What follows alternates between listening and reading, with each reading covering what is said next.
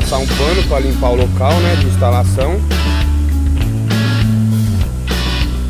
Tirar poeira, sujeira, essas coisas, né. Agora vamos passar aqui um produto, né, para facilitar a fixação da calha, um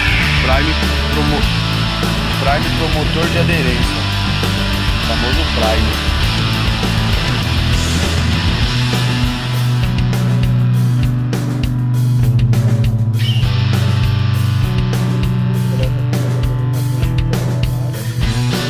Vem puxando a fita para fixar, né, a fita 3M para fixar no local.